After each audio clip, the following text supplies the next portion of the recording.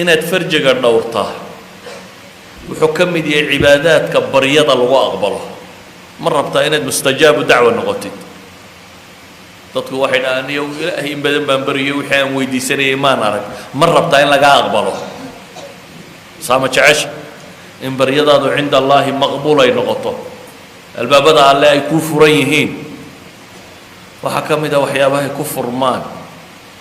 qofkoo wuxuu cunayana ilaaliya farjigiisana ilaashada nabigu calayhi salaatu wasalaam wuxuu tilmaamay 3 nin oo safar galay oo buur roob ku helay oo god galay godka intii ay ku jireen buuralayda roobku markuu helo ay biyuhu shubmaan dhagxanta waaweyni way daataan qaar buu ciidi yara haysuu qodaa dabeetana dhagxanta way soo dulundulcoodaan nimanku godkii ay roobka ka galeen ayuunbay dhagax ku soo dulundulcoodayo afku ka daboolay buur cidla ah god ku yaal oo dhagax kugu dumay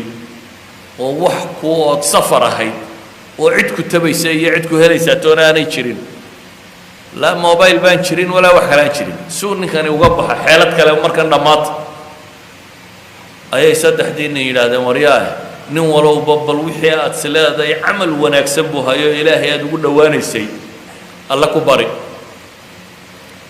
3 nin mid waliba camalkiisu ilaahay ku bariyay mid wuxuu ku bariyay rabbigii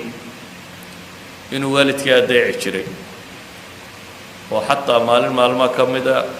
xoolaha markuu soo xareeyo carruurtiisa iyo reerkiisa intaan waxsiin ayuu waalidkii iyo da'a waxsiin jiray maalintii dambe xoolihii fogaadeen goor dambuu yimi wuu soo lisay markuu la dil yimi buu u yimi labadiisii waalidoo hurda dabeetana wuxuu is yidhi carruur iyo cid toona waxaa siinay waalidka u horraysi wuu la dul fadhiistay inta badan dadka waaweyne hurdadoodu dawa iska 20 daqiiqo qofka markuu da' gaadho wuu yaro seexdaa waa soo toosaa waa yaro seexdaa waa soo toosaa ninkan ilaahay baa ku itixaamay waaba soo toosi waayeen sidoo ula dul fadhiyay caanihii baa waagu u baryay caanuu xalay lisay oo islaha mar uuna indhaa kala qaadan hana toosinin hurdadooda ha iska hurdaan laakiin markay indhaa kala qaadan aad siisid buu lahaa dabeetana waagaa ugu baryay siduu ula dul fadhiyey dabeetana ilaahay buu baryaya wuxuu leeyahay yaa rabbi waad ogtay inaad dartaa sidaa u samaynayay oo aan waalidkay sidaa ugu samafalayay ilaa u dhagaxaa naga fayd buu yidhi dhagaxii in buu hanqada laakiin in looga bixi kara maaha mid kale ilaahay baryey wuxuu ku baryey inuu shaqaale u shaqeeyeen oo dabeetana xoolahoodii uu siiyey oo midi uu ka tegey xoolihii uu midi qaadan waayey oo ninkii iska tegey oo beri dambe uu soo noqday oo yidhi warriyo xoolahayga isii wixii aan kuugu shaqeeyey isii dabeetana xoolo buur dhan daaqaya ayuu yidhi aniga halkaa daaqayo dhan adaa le kaxayso war igu cayaarinaya intii maalintayduuna shaqaystay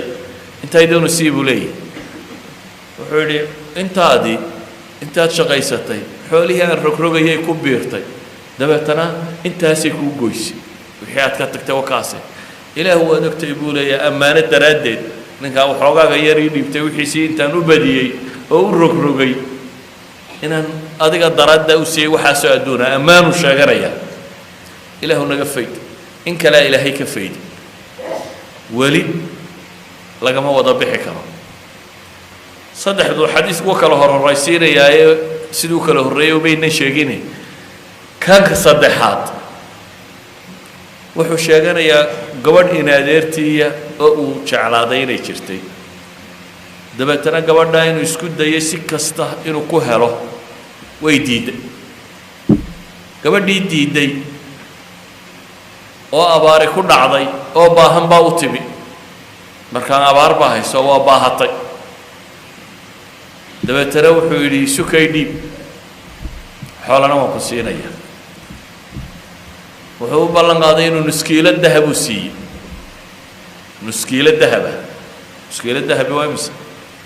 de waa kuus dhan oo lacaga waa xoolo aad u badan nuskiilo dahaba buu siiyey inay isu dhiibto gabadhii waa hanjabtay waa iska aqbashay laakiin haddana weli ilaahay bay xasuusantay baahina waxan way ku kaliftay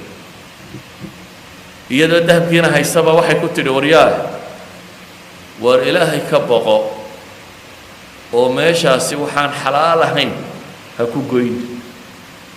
ittaqi illaaha bay ku tidhi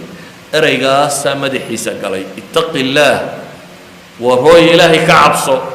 ayay ku tidhi dabeetana maradiisu dib u xidha uu iskaga tegay dahabkiina wuu siiyey xumihiina waxaa ka kaxaysa in lagu yidhi maxay ittaqi illaah ilaahay ka cabso ilaahay buu baryey ilaahay camalkaasu ku baryaya ilaahu adiga daraadda inaan zinadaa uga tegay dabeetana ilaahay dhagixii uu ka fayday idan saddexdan nin mid ka mida ducadiisa waxaa lagu aqbalay maxay inuu farjigiisa dhowrtay